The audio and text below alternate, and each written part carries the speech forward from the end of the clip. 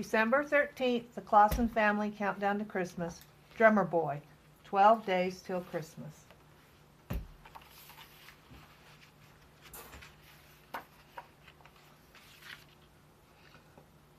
The 13th day of December started with a bang.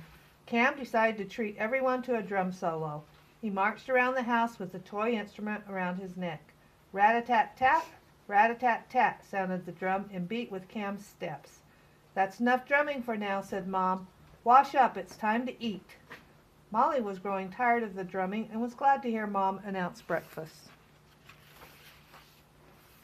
Will you be picking the little drummer boy to put in the village today? Asked Mom. Before Molly could answer, Cam shouted, Yes, he needs to be in the village today. It's my turn to pick the villager, Molly reminded Cam. I will look at him and decide, not you.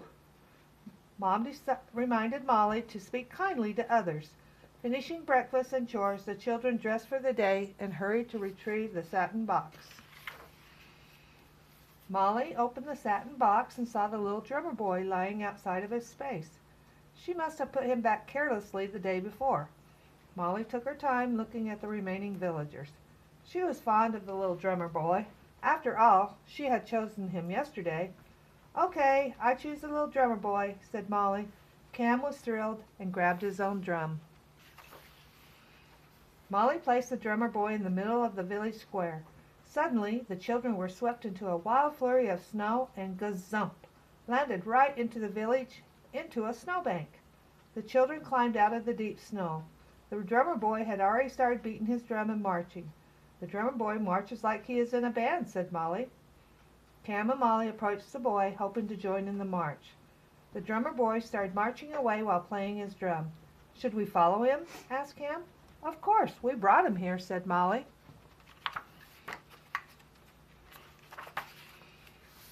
The drummer boy marched with knees high. He beat his drum proudly with the children close behind. Suddenly, the boy stopped and turned to Molly. I'm tired of drumming and marching alone, said the boy. I want to belong to a real marching band. Cam and I will try to help you, said Molly. We know a few of the villagers, and there is a music store in town. Maybe we can put a marching band together. What is your name? My name is Christopher, replied the boy. Walking through the village, Molly spotted Barry and his family. Hi, Barry. Can you lend us a hand? Asked Molly. Anything for you and Cam, said Barry.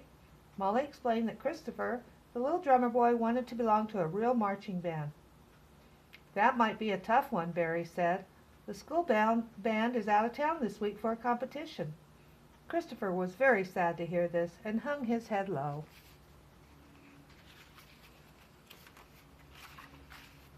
Don't worry, said Barry. We'll think of something.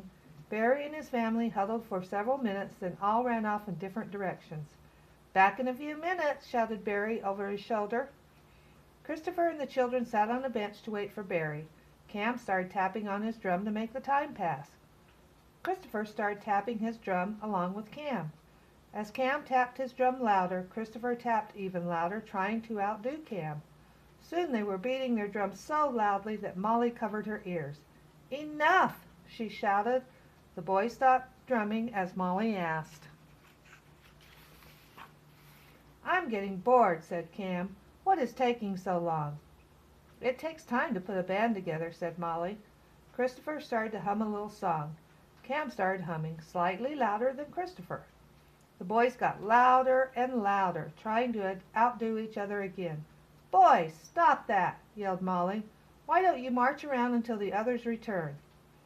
The boys jumped up and started marching and beating their drums.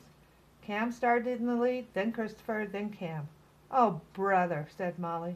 These boys are so silly.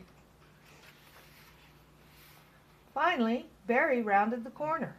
Following him were half the village, with every kind of musical instrument imaginable. There were enough tambourines, horns, and drums to make up 2 marching bands. Christopher and Cam were still fighting to be first in their own little band when the crowd approached. Hey boys, the band is here, said Barry. Let's march. With boys so eager to compete, who will lead the band, wondered Molly. I will be the band leader, said Christopher. Oh, no, you won't, said Cam. That will be my job.